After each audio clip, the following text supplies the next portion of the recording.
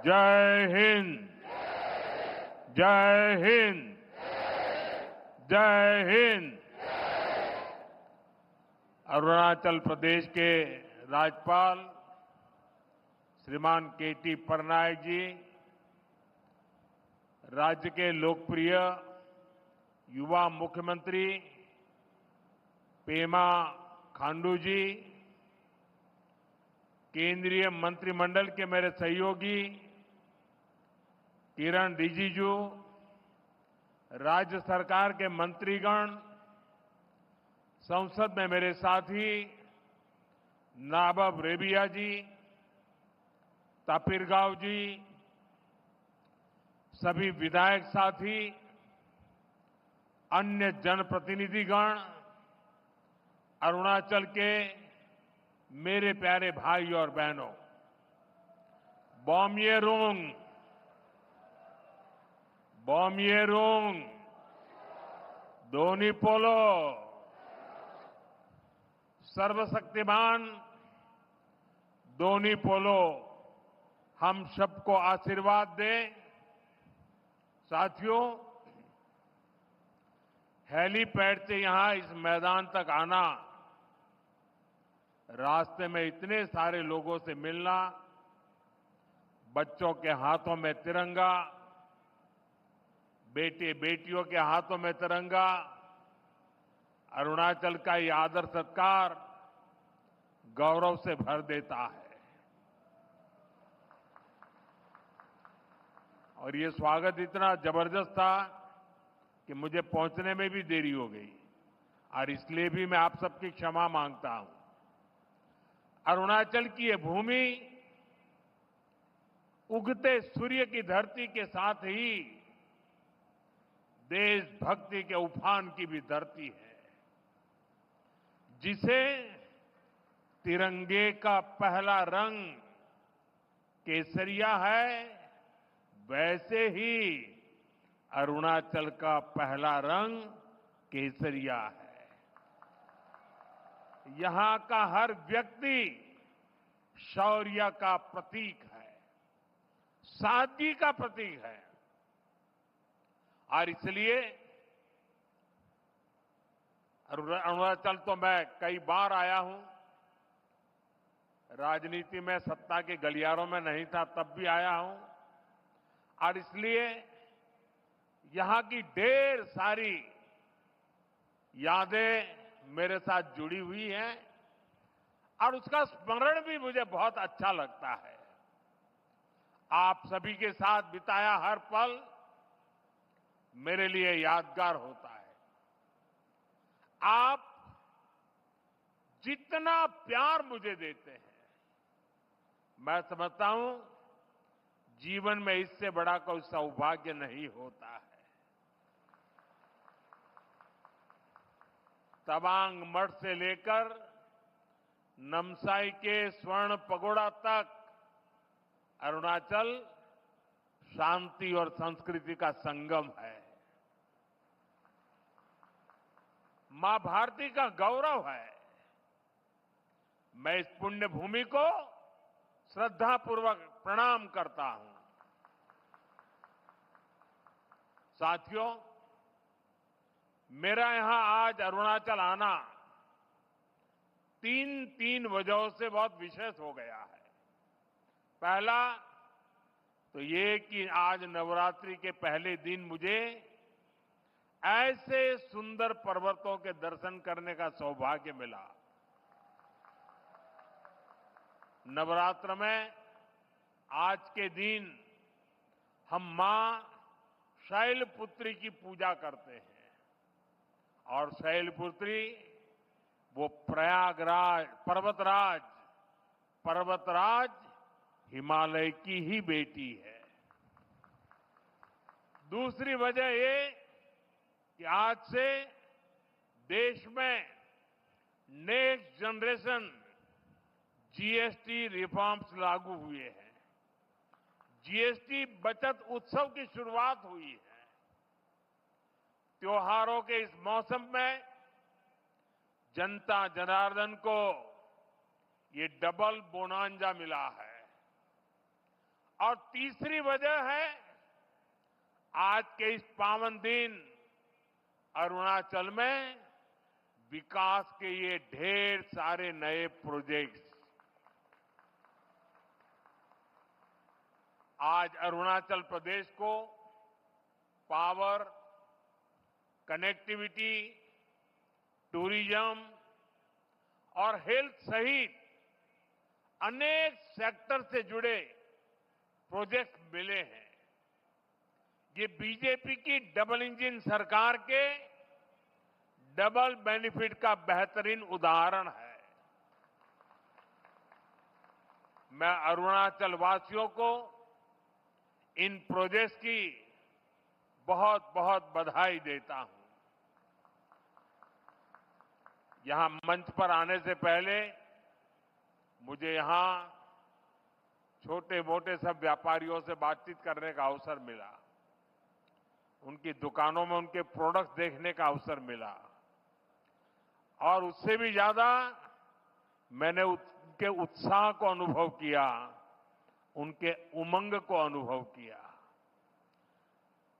और ये बचत उत्सव मैं देख रहा था कि वहां व्यापारियों में, भिन्न भिन्न भांति की चीजों का निर्माण करने वालों में और आज जनता जनार्दन के इतने विशाल रूप में मुझे साफ साफ नजर आ रहा है। साथियों, हमारे अरुणाचल प्रदेश में वैसे तो सूर्य की किरण सबसे पहले आती है, लेकिन दुर्भाग्य से यहां तेज विकास की किरणें पहुंचते पहुंचते कई दशक लग गए। मैं 2014 से पहले भी यहां कई बार आया हूं, आपके बीच रहा हूं। अरुणाचल को प्रकृति ने इतना कुछ दिया है, ये धरती, यहां के परिश्रमी लोग, यहां का सामर्थ्य, यहां इतना कुछ है। लेकिन तब जो लोग दिल्ली में बैठकर देश चलाते थे, उन्होंने अरुणाचल को हमेशा नजरअंदाज किया। कांग्रेस जैसे दल सोचते थे कि अरुणाचल में इतने कम लोग हैं, लोकसभा की 2 ही सीटें हैं, तो क्यों अरुणाचल पर ध्यान दिया जाए। कांग्रेस की सोच का अरुणाचल को, पूरे नॉर्थ ईस्ट को बहुत नुकसान हुआ। हमारा पूरा नॉर्थ ईस्ट विकास में बहुत पीछे छूट गया। साथियों, आपने जब 2014 में मुझे देश की सेवा का अवसर दिया, तो मैंने कांग्रेसी सोच से देश को मुक्ति दिलाने की ठान ली।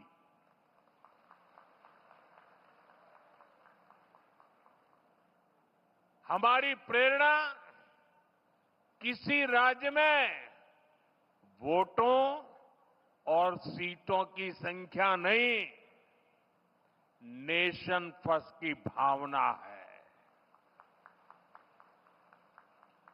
देश पहले, हमारा एक ही मंत्र है, नागरिक देवो भव। जिनको कभी किसी ने नहीं पूछा, उसको मोदी पूजता है। इसलिए जिस नॉर्थ ईस्ट को कांग्रेस के समय में भुला दिया गया था, वो साल 2014 के बाद विकास की प्राथमिकताओं का केंद्र बन गया है। हमने पूरे नॉर्थ ईस्ट के विकास के लिए बजट कई गुना बढ़ाया। हमने लास्ट माइल कनेक्टिविटी और लास्ट माइल डिलीवरी को अपनी सरकार की पहचान बनाया। और इतना ही नहीं, हमने ये पक्का किया कि सरकार दिल्ली में बैठकर नहीं चलेगी। अफसरों को मंत्रियों को ज्यादा से ज्यादा नॉर्थ ईस्ट आना होगा, यहां रात्रि मुकाम करना होगा।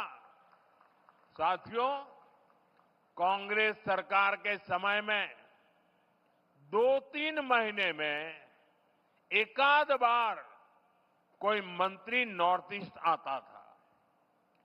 बीजेपी सरकार में अब तक 800 से ज्यादा बार केंद्रीय मंत्री नॉर्थ ईस्ट आ चुके हैं। और ऐसा नहीं है कि सिर्फ आए और चले गए। हमारे मंत्री आते हैं तो प्रयास रहता है कि वो दूर दराज के क्षेत्रों में जाए, जिलों में जाए, ब्लॉक में जाए। इतना ही नहीं, कम से कम एक रात रुक करके जाए। मैं खुद ही प्रधानमंत्री के तौर पर 70 से ज्यादा बार नॉर्थ ईस्ट आया हूं।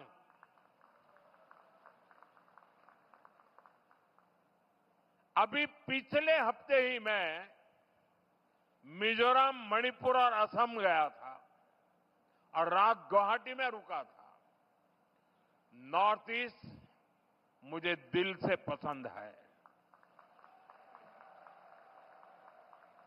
और इसलिए हमने दिल की दूरी भी मिटाई है, दिल्ली को आपके पास लेकर के आए हैं। साथियों, हम नॉर्थ ईस्ट के 8 राज्यों को अष्टलक्ष्मी के रूप में पूजते हैं।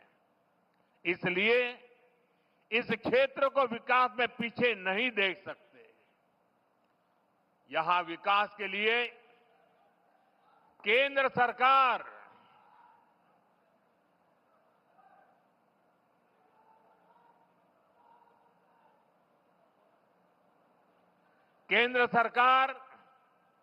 ज्यादा से ज्यादा पैसे खर्च कर रही है। मैं आपको एक उदाहरण देता हूं। आप में से कुछ लोगों को पता होगा, देश में जो टैक्स इकट्ठा होता है उसका एक हिस्सा राज्यों को मिलता है। जब कांग्रेस की सरकार थी तो 10 साल में अरुणाचल प्रदेश को सेंट्रल टैक्स में से सिर्फ 6,000 करोड़ रुपए ही मिले थे, जबकि हमारी बीजेपी सरकार के 10 सालों में अरुणाचल को 1 लाख करोड़ रुपए से अधिक मिल चुके हैं। यानी बीजेपी की सरकार ने अरुणाचल को 16 गुना ज्यादा पैसा दिया है। और ये सिर्फ टैक्स का हिस्सा है। इसके अलावा यहां अलग अलग स्कीम के तहत जो भारत सरकार खर्च कर रही है, जो बड़े बड़े प्रोजेक्ट यहां बन रहे हैं, वो तो अलग ही है।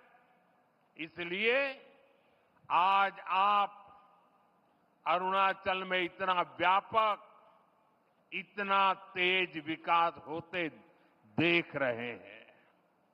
साथियों, जब नेक नियत से काम होता है, जब प्रयासों में ईमानदारी होती है, तो उसके नतीजे भी दिखते हैं। आज हमारा नॉर्थ ईस्ट देश के विकास की ड्राइविंग फोर्स बन रहा है और बहुत बड़ा फोकस यहां सुशासन पर है, गुड गवर्नेंस पर है। हमारी सरकार के लिए नागरिकों के हितों से बड़ा कुछ भी नहीं। आपका जीवन आसान बने और आसान बने, इसलिए ईज ऑफ लिविंग, आपको आने जाने में मुश्किल ही ना हो, इसलिए ईज ऑफ ट्रैवल, आपको इलाज में परेशानी ना हो, इसलिए ईज ऑफ मेडिकल ट्रीटमेंट, आपके बच्चों को पढ़ाई में दिक्कत ना हो, इसलिए ईज ऑफ एजुकेशन, आपको व्यापार कारोबार में परेशानी ना हो, इसलिए ईज ऑफ डूइंग बिजनेस, इन सारे लक्ष्यों को लेकर यहां डबल इंजन की बीजेपी सरकार काम कर रही है।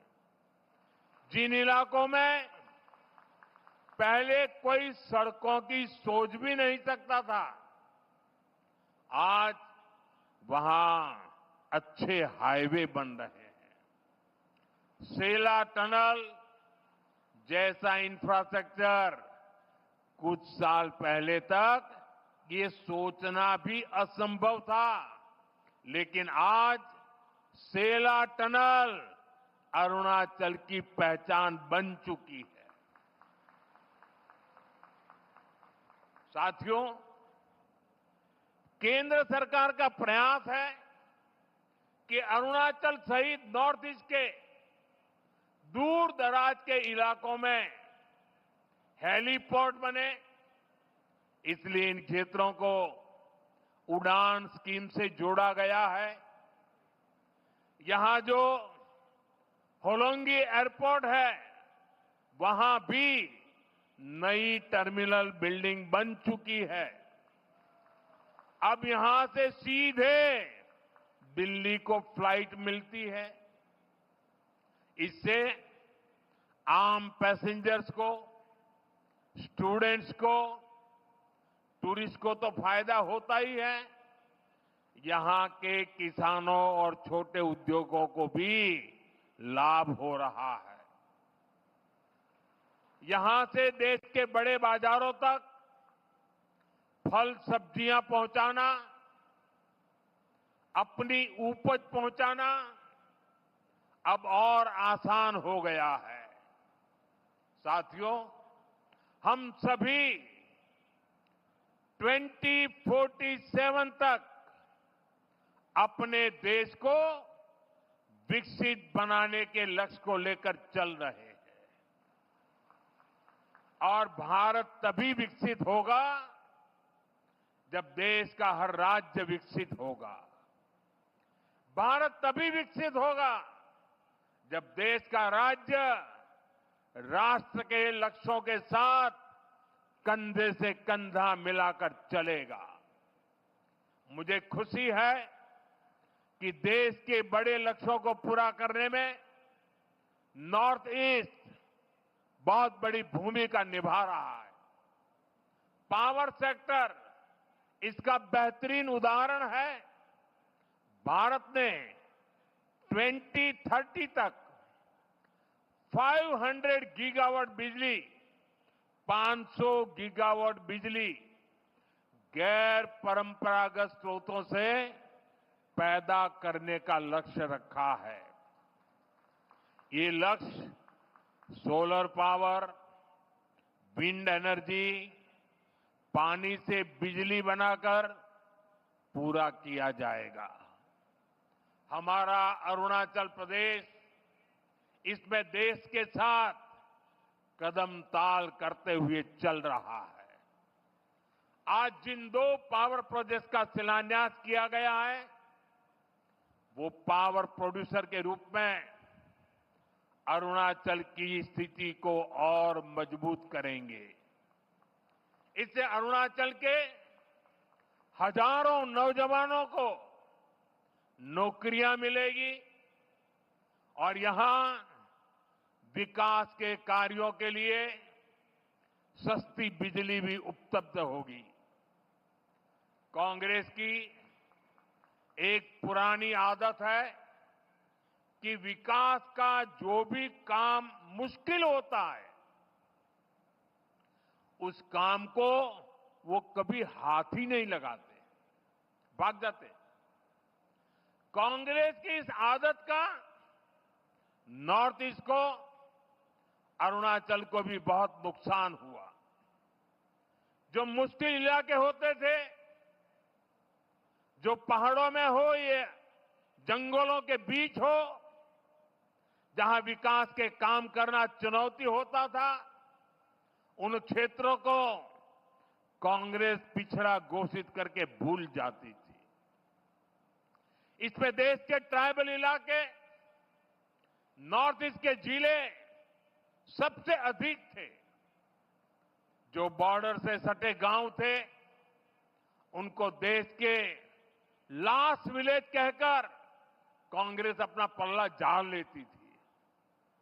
और ऐसा करके कांग्रेस अपनी नाकामियों को छुपा ले जाती थी। यही कारण है कि आदिवासी क्षेत्रों से, बॉर्डर के एरिया से लोगों को निरंतर पलायन होता गया।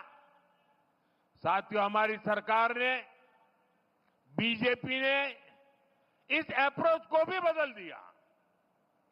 जिनको कांग्रेस बैकवर्ड डिस्ट्रिक्ट कहती थी, हमने उनको एस्पिरेशनल डिस्ट्रिक्ट बनाया और वहां विकास को प्राथमिकता दी गई। बॉर्डर के जिन गांवों को कांग्रेस लास्ट विलेज कहती थी, उनको हमने देश के फर्स्ट विलेज माना। इसके अच्छे परिणाम आज हम देख रहे हैं। आज बॉर्डर के गांवों में विकास की नई रफ्तार देखी जा रही है। वाइब्रेंट विलेज प्रोग्राम की सफलता ने लोगों का जीवन आसान बनाया है। अरुणाचल प्रदेश के भी 450 से अधिक ऐसे बॉर्डर विलेजेस में तेजी आई है।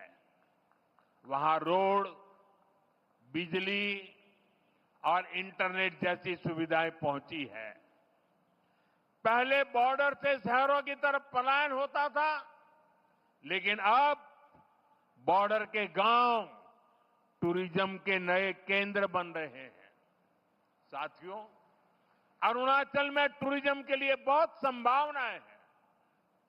जैसे जैसे कनेक्टिविटी नए नए इलाकों को जोड़ रही है, वैसे वैसे यहां टूरिज्म बढ़ रहा है।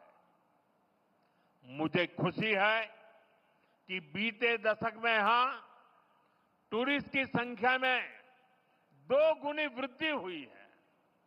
लेकिन अरुणाचल का सामर्थ्य नेचर और कल्चर से जुड़े टूरिज्म से भी कहीं ज्यादा है।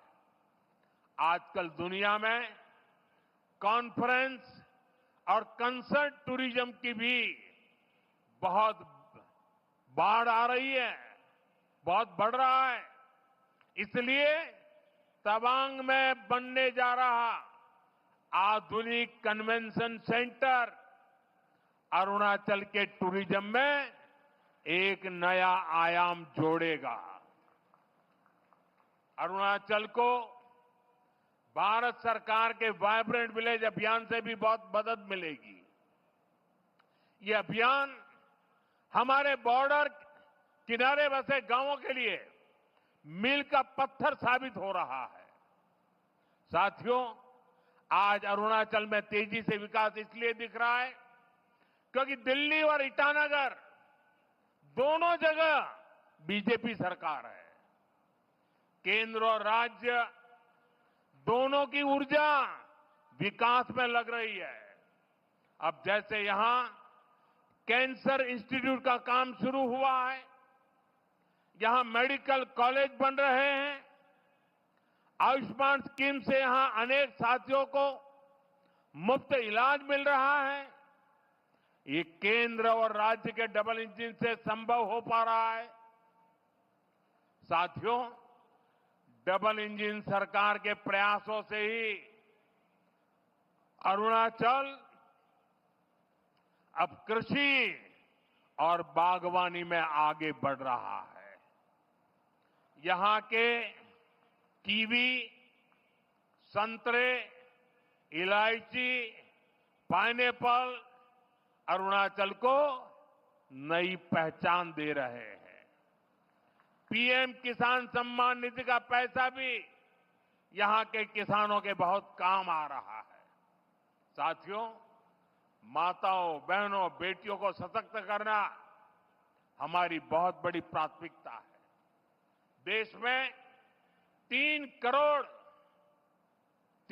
करोड़ लखपति दीदियां बनाने, ये बहुत बड़ा मिशन है, लेकिन ये मोदी का मिशन है। मुझे खुशी है कि पेमा खांडू जी और इनकी टीम इस मिशन को भी गति दे रही है। यहां बड़ी संख्या में वर्किंग वुमेन हॉस्टल बनाने का जो काम शुरू हुआ है, उससे भी बेटियों को बहुत सुविधा होगी। साथियों, यहां बहुत बड़ी संख्या में माताएं बहनें आई हैं। मैं आपको जीएसटी बचत उत्सव की फिर से एक बार बधाई दूंगा। नेक्स्ट जनरेशन जीएसटी रिफॉर्म का भी बहुत बड़ा फायदा उन्हें ही मिलने वाला है। आपको अब हर महीने घर के बजट में बहुत राहत मिलने वाली है। किचन का सामान हो, बच्चों की पढ़ाई की चीजें हो, जूते कपड़े हो, अब ये और सस्ते हो गए हैं। साथियों, आप साल 2000 खबरें जो आपको जोड़ती हैं सीधे हमसे, जिनका आपकी जिंदगी पर होता है सीधा असर, खबरों की वही तस्वीर, बिना बदले बिना डरे।